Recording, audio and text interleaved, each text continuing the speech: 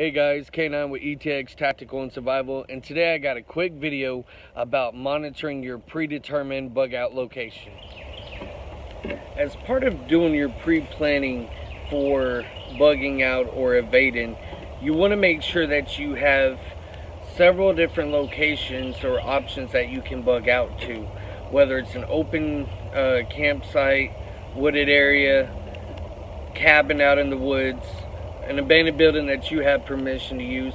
Whatever you decide, you need to have multiple areas to evade to.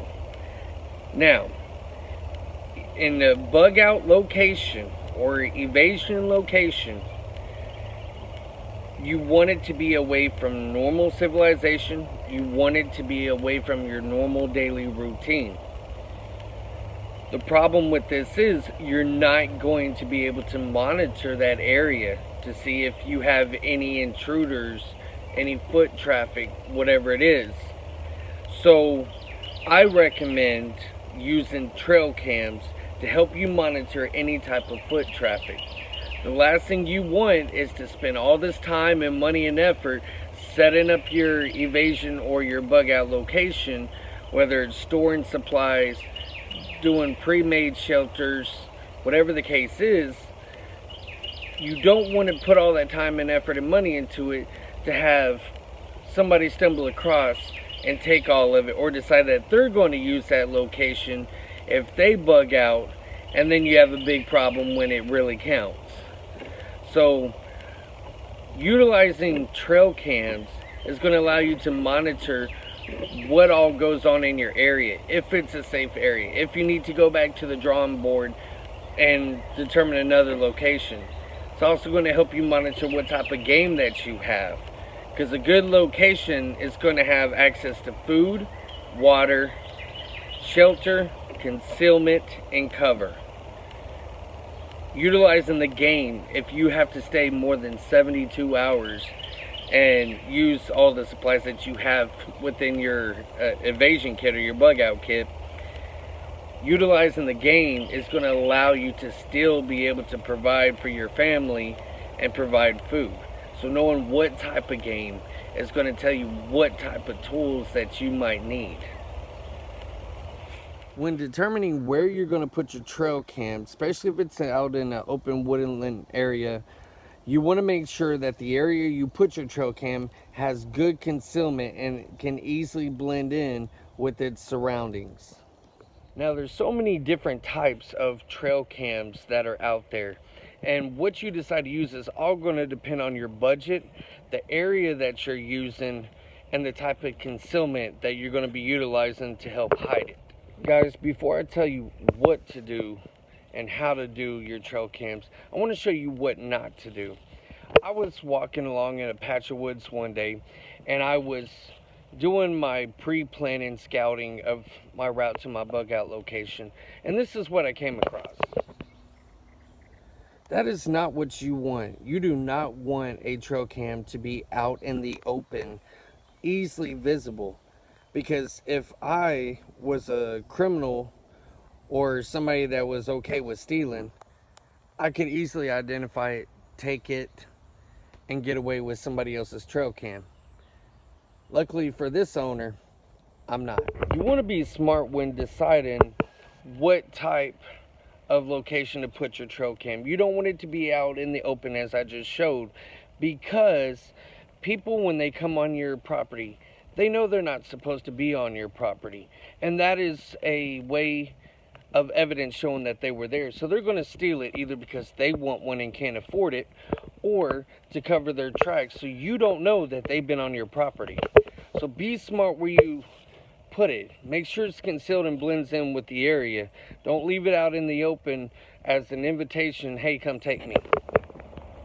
Make sure wherever you set your camera that you have a wide range.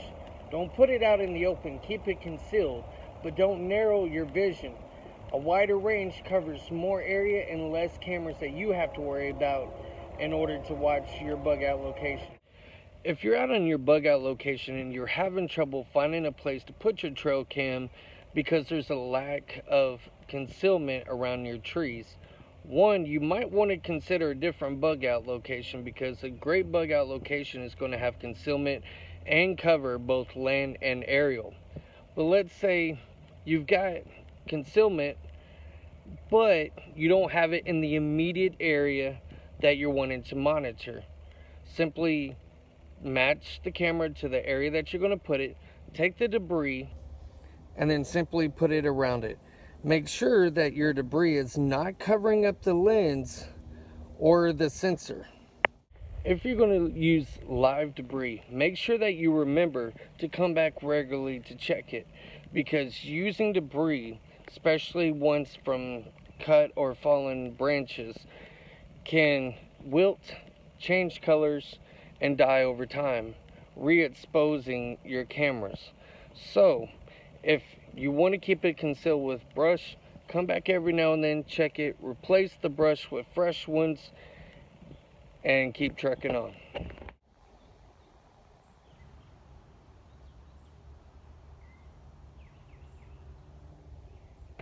Now, another thing to keep an eye out for when you choose to set up your trail cam, after you've already made sure that it covers the area that you want, is make sure that there's no leaves sitting out in front. The wind will blow the leaves, triggering the sensor, and that's going to kill your battery and your memory card, and you're going to miss possible crucial shots. Again, guys, you want to make sure that you have permission to be where you're going to be bugging out, because it is illegal, especially to not only be on somebody else's land without permission, but it's illegal to do any type of photography on somebody's land, whether it's videotaping or still images. So make sure, if you're going to choose an area for your bug out location, you get permission. When it comes to your routes going to that location, if you have to cross several landowners' property to get to it, tell them what you're doing. Get their permission in order to get out to your bug out location. If you can't get permission, find an alternative route. Alright guys, I'm going to show you next one of my cameras. This particular camera I have in a concealed area.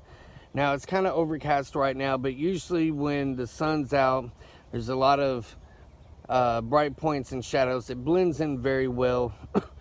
I like this particular camera because it doesn't have the shiny lens cover over the infrared lights, so you don't see a faint glow. You don't get a lot of reflective light during the day.